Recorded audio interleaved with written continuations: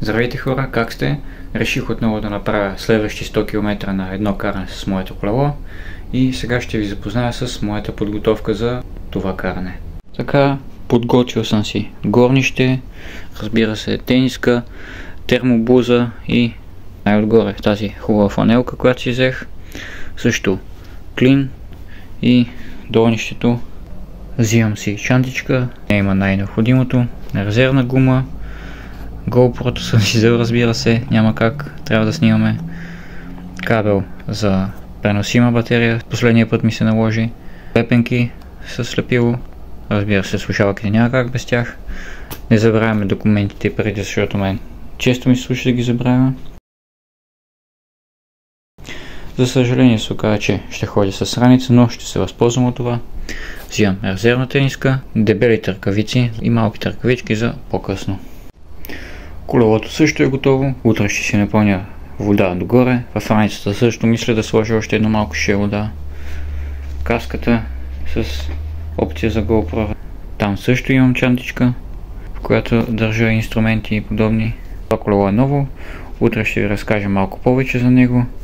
Може би се чуете защо взимам тази термоблуза, клин, както и тези дебели ръкавици, но всъщност все още сме края на януари месец и между всичките дни със студено време видях един топъл, реших в него да покарам. Всъщност сутринта, когато ще тръгна, ще бъде минус 3 градуса, след това ще стигне на обяд около 9 градуса, така че за това съм предвидил толкова много разновидности на облекло. Да направим един преговор на маршрута. Всъщност на 80% той не ми е познат, но нека започваме. Тръгвам от Търново, слизам надолу към Дебелец. До него никога не съм ходил, въпреки че е толкова близо до Велико Търново. Продължавам надолу към Велчево и след това още надолу към Капиновския водопад. От Капиновския водопад следва голямо изкачване до Йовковския язовир. До него никога не съм ходил и след това трябва да се върна до Капиновския водопад и оттам през Капиново, Церова кория и Драгижево, маршрут, който изобщо не ми е познат, до Лясковец. Лясковец и Горна Оряховица горе-долу ги познавам. След това от Горна Оряховица към Първомайци трябва да мина през Самоводене също. До там също пътя не ми е познат, но от Хотнишкия водопад, до там съм ходил няколко пъти с кола. Последната част от маршрута от Хотнишкия водопад през Момин сбор, Леденик и отново в Търново. Не съм минавал оттам, но мисля, че няма да има проблем. Ами, запознах ви с своята подготовка и с вас ще се видим утре за истинското приключение.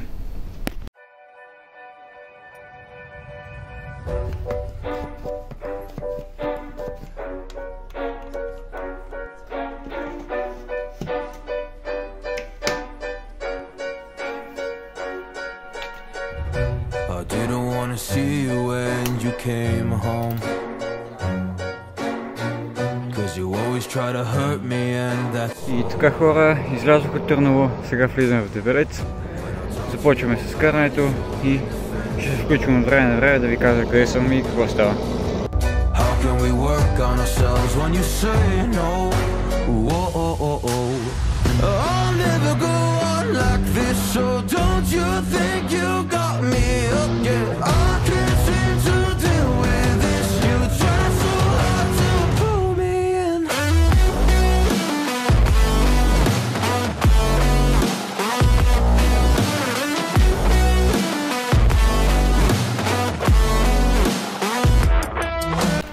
Десет часа, включвам се от капинажа.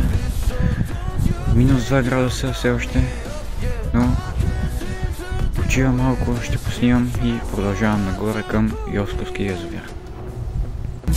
She's got me hooked, I'm down a ride. Leaving, she tried to kill me, I can see it in her eyes. Yeah, she's got me shook, this my demise. I'm bleeding, can someone heal me? I can't deal with no more lies. I'll never go on like this, so don't you think you got me up yet? I can't seem to deal with this. You try so hard to pull me.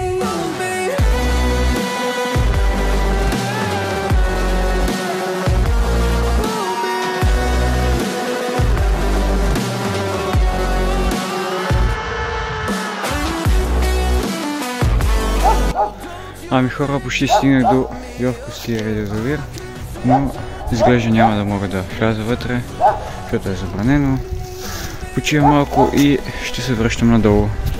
Ето, можете да видите, влизането е забранено, има бариера, кучета, така че до тук бяха. Ще се върна надолу и ще продължим с останалата част от маршрута.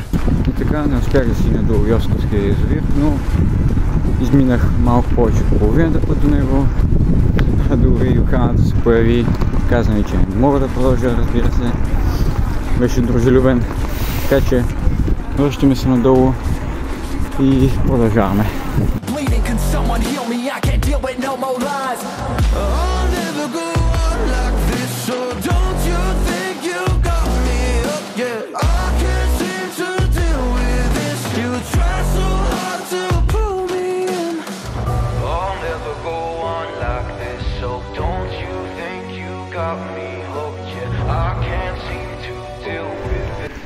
Ето, гледай сега, какво стана? Добре, че видях, че са ми паднали слушалките, поизтупах ги малко, но нищо им няма. Така става, като снимам с отворена чантичка докато карам. Добре, че видях, че са паднали, защото наистина са ми нужни. Добре, че не ги изгубих. Много минах през Капиновския водопад. Сега следва най-голямата денивелация. Продължаваме към Капиново. Току-що минах през един горист участък. По черен път, не очаквах. Много яко. Аз съм подготвен, така че продължаваме.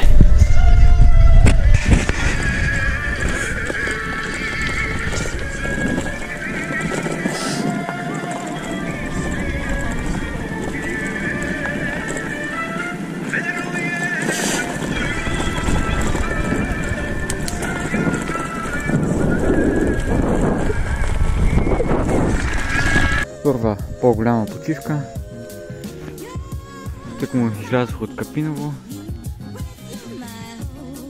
Ще хапна малко, презреждане на батериите и продължаваме. Почти 50 км и след като сте хапнали, пинали, не правете така, защото, както виждате, много други правят така. До сега сте си носили букулка, просто го прибирате в пликчето и при най-близката кофа, която намерите, го изхвърляте. Пазете тази природа, защото все пак ние живеем на тази планета, няма кой друг да я пази.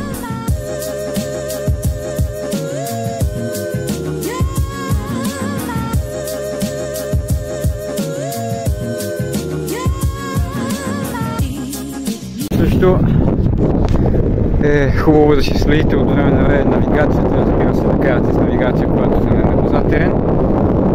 Сега добре, че погледнахме време, бърках пътя, трябва да се върна половин километър, не е нищо страшно, но внимавайте за това. –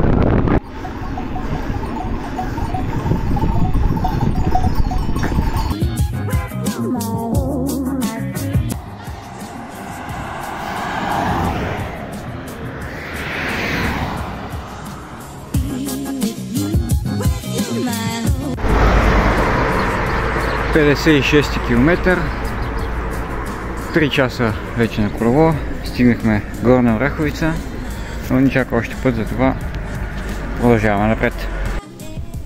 Дойде време да ви запозная с моето колело, а именно Canyon Nuran 2017 година.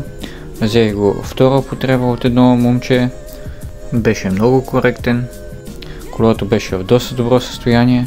Вилката е Fox 34, отзад също съм с шок на Fox, 4 бутални хидравлични спирачки на SRAM и двата диска са 180 мм.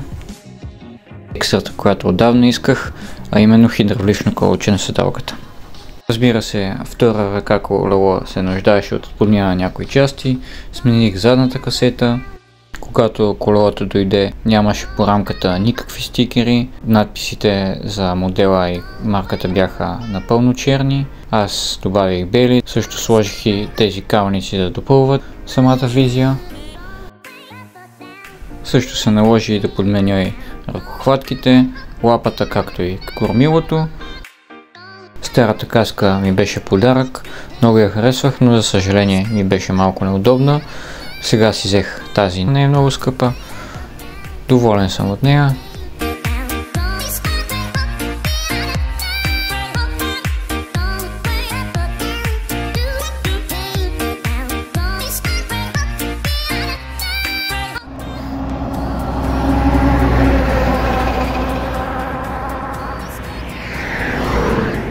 Това е пътя от Самоводене към Русе. Доста е натоварен. Радвам се, че само малко ще се движи по него.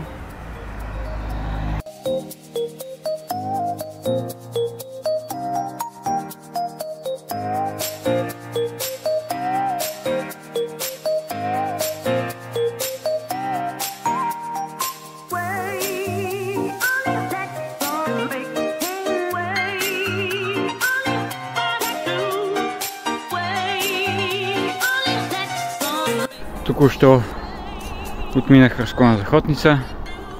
Продължавам към Хотнишкия водопад. Това е място, което отдавна исках да с колело. Вече няколко пъти ходя с колата, но исках и с колелото да го посетя. Затова го оставих, така да се каже, за десерт на приключението. Така че остава ни още малко. Вече натиска умората, но държим се и продължаваме.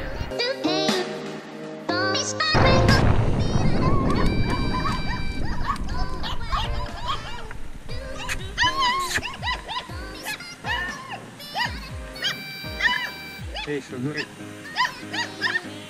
Изпадка.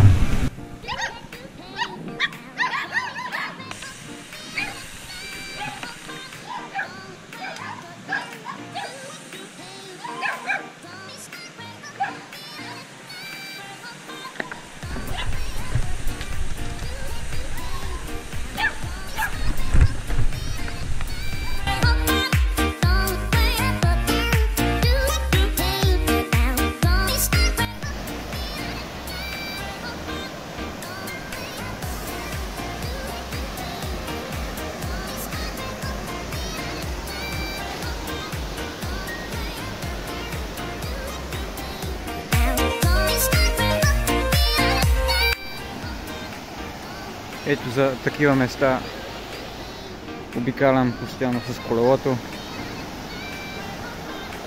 Такива гледки много ме привличат. Тази красота. И стигнах до Хотнишкия водопад. Случи се това, което не трябваше да се случи. Малко колелото се поокара, защото тук е доста кално. Но като тръгна сега по асфалта, ще се изчисти. Търново остават около 15 км, затова ще се видим направо там. Ето виждате как се изпокара колелото. Ще го изчистя, не е проблем, но просто има голям шанс сега да се похвърлям целия. Ще трябва да карам малко по-бавно, но няма проблем.